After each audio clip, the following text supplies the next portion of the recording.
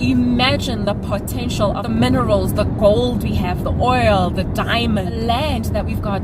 Guys, there's so much that we can do, and we're not maximizing.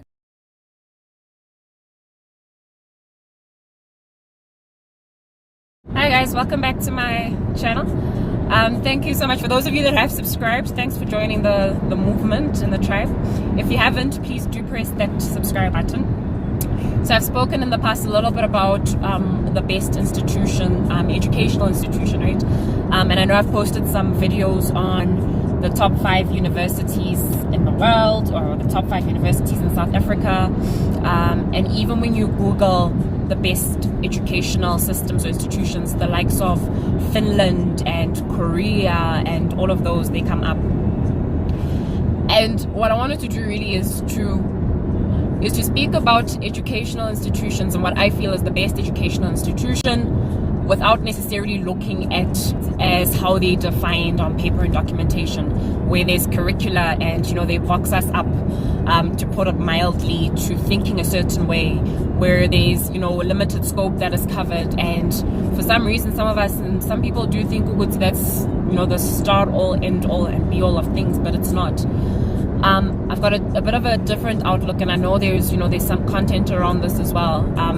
I've looked up some YouTube videos and even some Google articles on the benefits of actually traveling.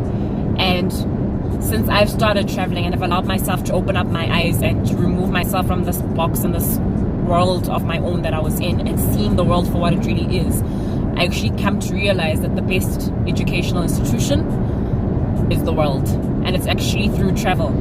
So I'll take you guys through the top 5 things that you can get through traveling. And it doesn't necessarily mean you must invest in a heck of a lot of money. You need to be rich to be able to open up your eyes to a world beyond the one that you've created for yourself. Even if it's traveling cross provinces or traveling cross border, even if it's just in your community, going outside of your own social circles, but really exposing yourself and allowing yourself to learn about different people, different cultures. And in that way, you yourself can learn a lot more than what you can sometimes from a book. I found it fitting to share this vlog while driving across a couple of provinces. The essence of it is about getting out of what is your comfort zone and exploring.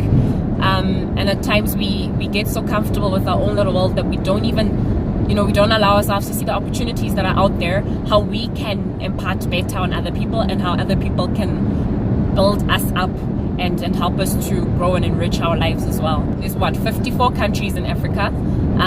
There's about 1.2 billion of us in Africa, and yet we have got probably one of the biggest world's issues. We know that it varies obviously depending on geographies. We don't have as many environmental or natural disasters. They're more health issues, and we've got more political issues, and we've got more socioeconomic issues. But even with so many people, so 1.2 billion people, we could all come together and really be a force to be reckoned with and solve all the issues that we've got in our society and in our continent. But what's happening is, because of these divisions, we're struggling to come together, go cross border, or allow people to come into our own borders to resolve all these issues. We're not seeing the value in having diversity and having different people come together with the different outlooks and be a force to be reckoned with the different ideas. Imagine the potential, the minerals, the gold we have, the oil, the diamonds, with the agricultural resources that we've got, with the land that we've got. Guys, there's so much that we can do, and we're not maximizing. We're not maximizing. I'm one to talk, it's a journey and it's a process, and I'm also on a journey of self-realization and trying to understand a bigger impact and purpose that I must also impart. It's not just about myself and my own development and my own success, but what is it that I'm bringing to the table? What is it that I'm going to leave behind so that there's growth and sustainability in this continent? Because bit by bit, if you look around, follow the news, us not taking action, not doing anything, we're killing what is possibly and potentially the biggest potential the world has ever seen. It's sad because there's examples of, so example in Nigeria, we've got a lot of issues around, access to electricity or getting consistent electricity, and yet Nigeria is so rich in oil. It's gotten to a point where there's threats of businesses being moved from Nigeria to Ghana, whereas Ghana gets oil from Nigeria. It doesn't make sense. Nigeria is supplying countries like the USA with oils and minerals, and yet, we don't have the correct infrastructure to be able to harness those riches, to be able to harness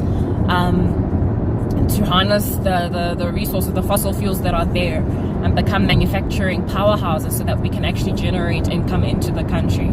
That's just one example. We've got Zimbabwe, we've got Kenya, we've got Rwanda. Rwanda's got so much potential for development, but we're just not getting to it. It's all around politics. We've got some leaders who want to have and to hold and are not thinking about the masses, I feel. But we also have youths that I do blame, and I feel that we're not bold enough and we're not taking charge enough of our future, and because we're the ones that are voting people into power. We're the ones that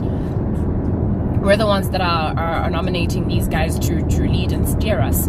So we shouldn't keep quiet when decisions are being made that aren't aligned to what we're also looking to reap, and what we're aspiring to, what we're looking for as a country. It reminds me of there's an animation that I saw was quite impactful. It was very powerful, where you had an employee standing on the edge of a cliff, and there was a bit of a platform or a plank, and the manager was beyond that edge on this plank, shouting and screaming at the employee. You could see that employee was was affected by this.